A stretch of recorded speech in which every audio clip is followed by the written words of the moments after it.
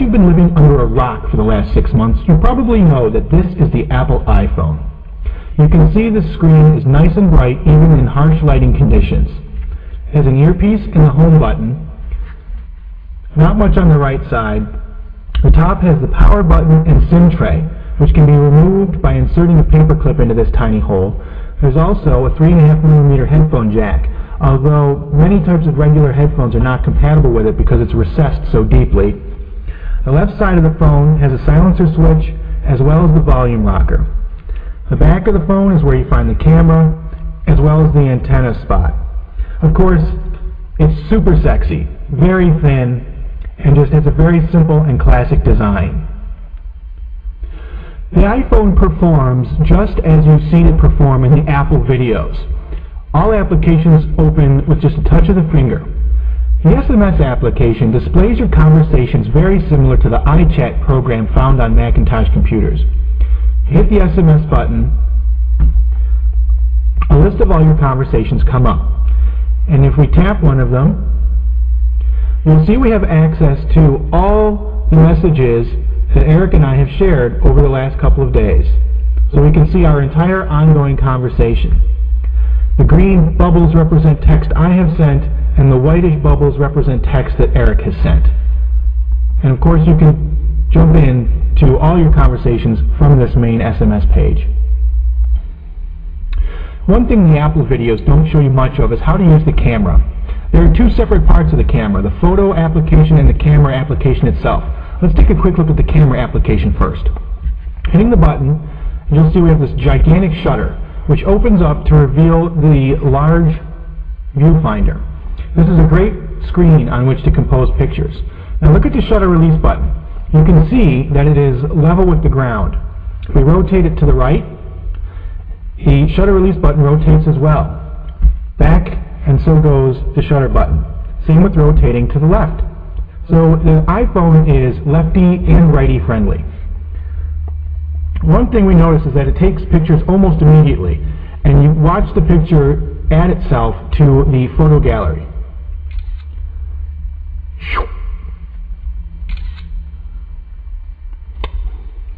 Unfortunately, a few things you can't do with the photo user interface is make any adjustments to the resolution, the white balance, the brightness level, or many other settings you're used to being able to adjust on camera phones.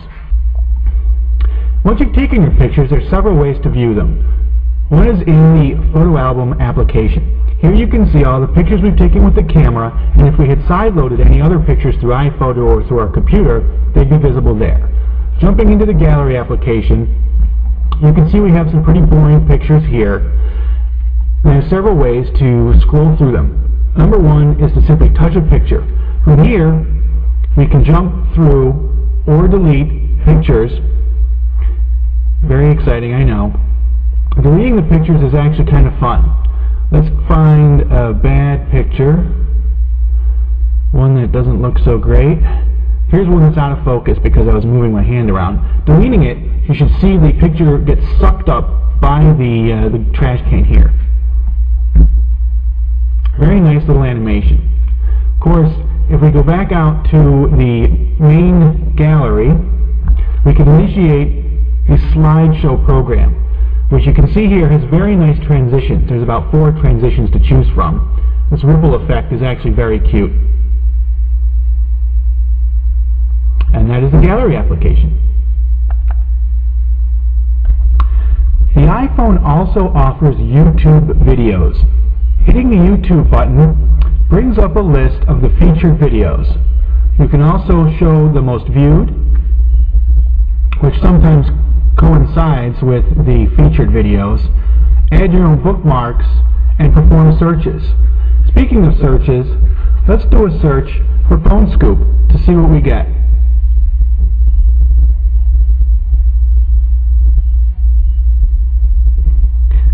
Do a search, and we see we have 2 Phone Scoop videos. Excellent. Let's check out the Mogul video. Keep in mind that this is downloading over the Edge network and not via Wi-Fi.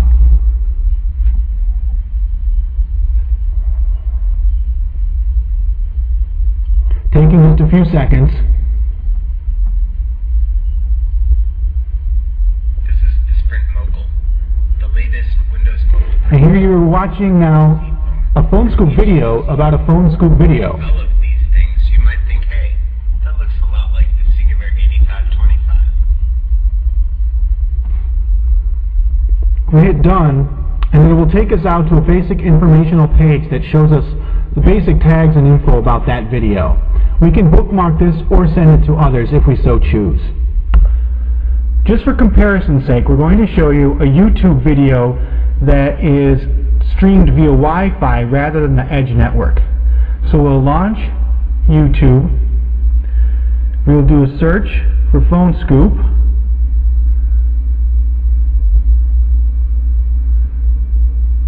And we will search. You see we get the same results. So let's play the Sprint Mogul video via Wi-Fi. This is the Sprint Mogul, the latest Windows Mobile. You can see it loads much faster, and the video itself looks much nicer. These things, you might think, hey, that looks a lot like the Singular 8525. Checking the weather is as simple as tapping the weather key. This brings up a list of local weather and any other city that you may choose to add.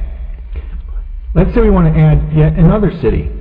Tap the info button and hit the plus sign. And here we go. Let's add via zip code. Search. Looking up Bowling Green, Ohio. Let's add that. Hit done. And we now have Bowling Green listed in our weather. The clock application is similarly easy to use. Tapping the clock button brings up the world clock. So you can see here we have a number of cities already added, including most time zones in the U.S.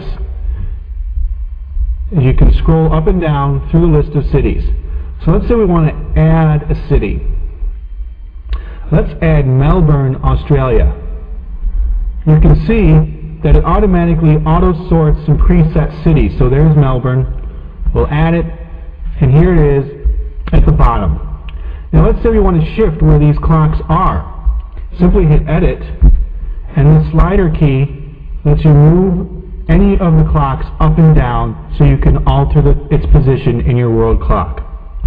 So now we have a number of cities set in our world clock. Along with the world clock is an alarm, stopwatch, and timer. Let's set a quick alarm. Hitting the plus button brings up the user interface for the alarm. You can see we have this gigantic scroll wheel, which is just lots of fun. Let's set an alarm for 2 o'clock, 1 minute from now. We'll hit the save button, and basically we're all set. Of course, one of the key functionalities of the iPhone is the ability to make phone calls, check your email, browse the web, and use the iPod. You can see demonstrations of most of these applications on the Apple website. However, we thought it would be worth showing you loading the good old PhoneScoop homepage. So here we have it set up to go to Yahoo. And right now we have an Edge connection. So you can see it takes just a little bit of time to build the Yahoo page.